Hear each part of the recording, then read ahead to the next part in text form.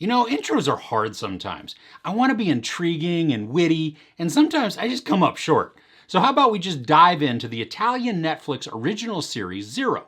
It's a drama with something you may not see coming. Haha, ooh, I was witty. I guess though it's only going to make sense if you watch the show.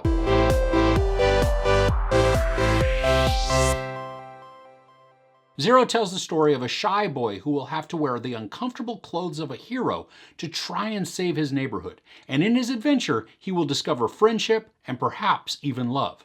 That's a little melodramatic, isn't it? Omar is a young man living in what's called the Barrio. It's a district of a Milan suburb that he really wants to escape from. The Barrio is kind of a rough place, but that's not why Omar wants to leave.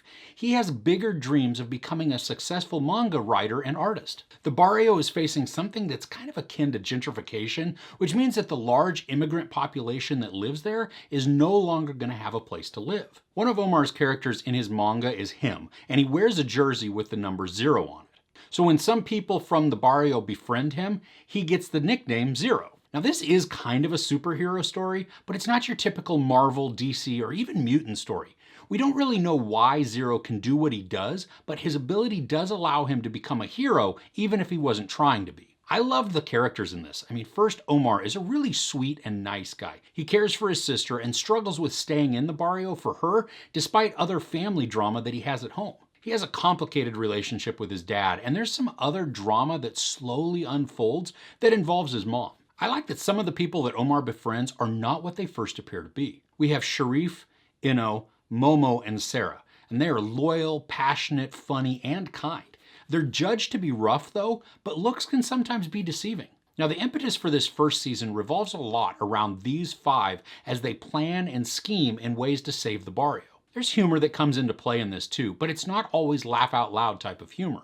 Sometimes it's just the ridiculousness of a character or their actions, but sometimes it's situational. But I like that it's evenly spaced out amidst the drama to keep the show balanced. It can get serious and dramatic, but it doesn't linger there so long that it becomes oppressive. There's also a small mystery that plays throughout the show.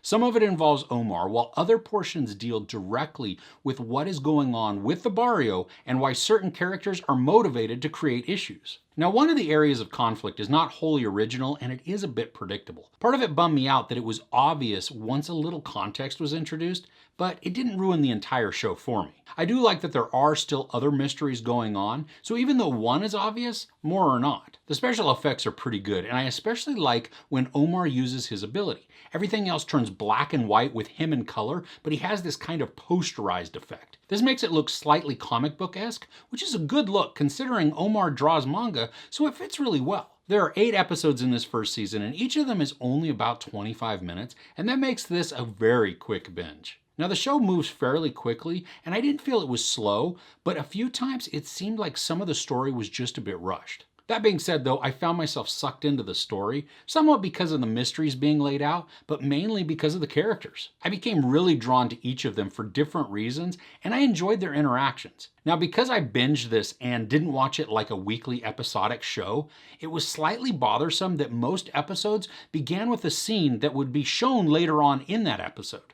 So it was kind of like a teaser and a spoiler all at once. One of the themes within the show focuses on relationships and their dynamics. And not only do we see a lot of different perspectives and issues that Omar faces, but then also between other characters as well. Some of the relational challenges that Omar faces feel very relatable. He loves his younger sister and wants to be there for her, but he also wants to follow his dreams and branch out on his own. He then has to balance that with a girl he meets named Anna and his feelings for her. He's also drawn into the challenges his new friends face and if or how he can even help them. Now, like I said, Omar is a great guy, but is he going to lose himself by trying to take care of everybody else?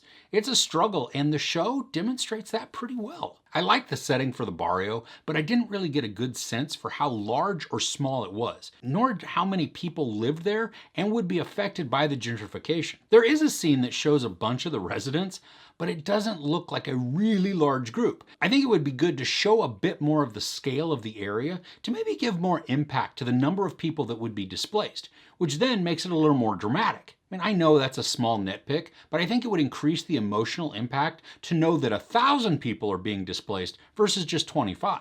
And I do like where the show is headed and how they ramp up the conflict. There is some excitement as a few events unfold, and there's even this darkness that is teased that I think is going to play a much larger role in the second season. I reached out to Netflix to see if they could let me know when a second season could be expected, but they didn't have any information at the time of this recording, so we're just gonna have to kind of wait. Overall, I had fun with this. It's not your typical superhero story, and surprisingly brought a lot of heart and a little mystery. I do think there's a great opportunity to really dive into the lore deeper in the next season and take us on a really exciting journey.